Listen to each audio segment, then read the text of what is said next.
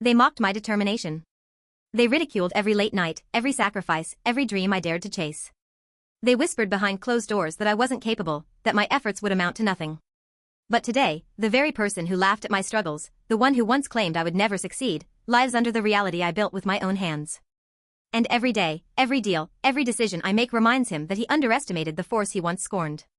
My name is Kennedy, and for years, I believed hard work alone was enough to shield me from betrayal. I was wrong. From the moment I allowed trust into my life, I gave it completely.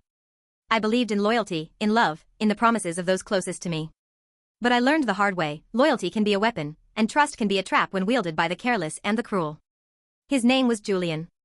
Charismatic, confident, the kind of man who made the world pause when he entered a room. He smiled easily, promised endlessly, and made me feel as though my dreams were not only valid but shared. I met him during my final year of business school, presenting a project I had poured my heart into, a small startup concept that reflected my vision for the future. He praised my ideas, applauded my ambition, and made me believe that together, we could conquer anything. The first year was intoxicating. We celebrated victories, comforted each other in setbacks, and shared whispered plans for the future. He seemed supportive, loving, and committed.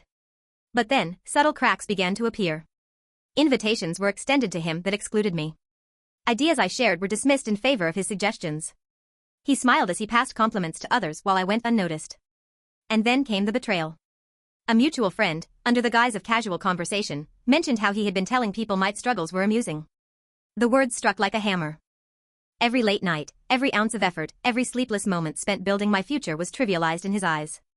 I tried to rationalize. Maybe he doesn't mean it, I told myself. Maybe he's just frustrated with life. But the evidence mounted. He wasn't frustrated, he was dismissive, mocking, and cruel. The defining moment was brutal yet clear. He publicly humiliated me at a business gala, undermining a proposal I had spent months crafting.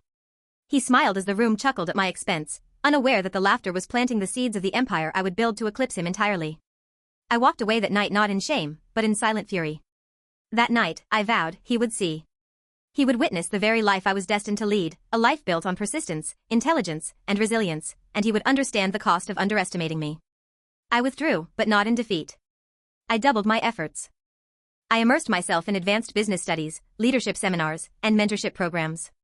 My late nights became laboratories of growth, each sleepless hour an investment in the empire I intended to create. While he thought I was struggling, I was preparing. While he laughed, I strategized. I meticulously documented everything, my own progress, his missteps, the opportunities he squandered, and the arrogance that would one day become his undoing. I wasn't seeking petty revenge, I was building a foundation so powerful, so undeniable, that it would leave no room for doubt. Opportunities began to emerge. I launched my consultancy firm, Kennedy & Co., specializing in high-stakes corporate restructuring, luxury brand investments, and international partnerships. The same circles that had once scoffed at my ambition now sought my insight. My reputation grew, built on results, strategy, and a level of competence he could never rival. Meanwhile, he continued under the illusion that my path was faltering. He underestimated the sheer power of preparation, the quiet strength that comes from relentless pursuit. Every contract he mishandled, every client he alienated, every mistake he believed I would never notice was quietly recorded, analyzed, and leveraged. Months turned into years. Kennedy & Co. expanded into international markets, securing clients and contracts that placed me at the top of industries he thought were beyond my reach. I became the authority he had laughed at, the expert he had belittled, the visionary he had ignored. Then came the ultimate test, a global luxury development project, a multi-million-dollar opportunity that would cement the winner as the leading force in our industry. Julian, confident and smug, assumed victory. He underestimated the precision, planning, and power behind my approach. The presentation day arrived. The same room where he had once ridiculed my ideas now held attention he could not understand. Julian attempted his usual charm, relying on outdated methods and half-baked proposals. Meanwhile, I delivered a masterclass in vision, leadership, and innovation. Every word, every chart, every projection was precise. The room leaned in, captivated by the depth of knowledge and foresight I demonstrated. The board's reaction was instantaneous. Investors, partners, and clients were mesmerized.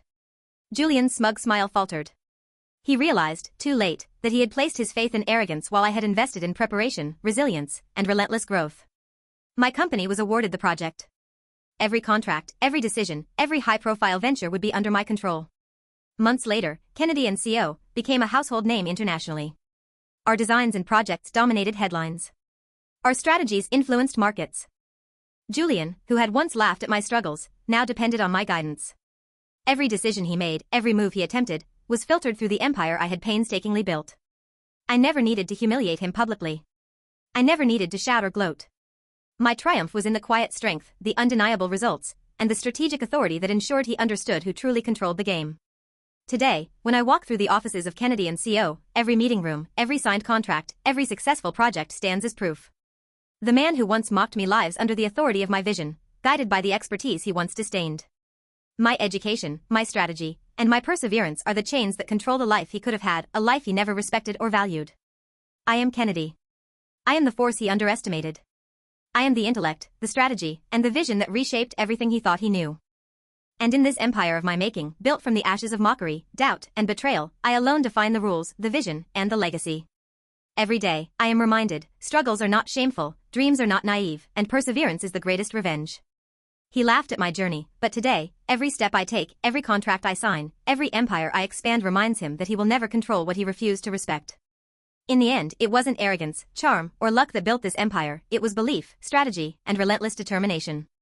And now, those who once laughed at me live under the reality I've created. My success, my authority, my empire, my life, sets the terms of their existence.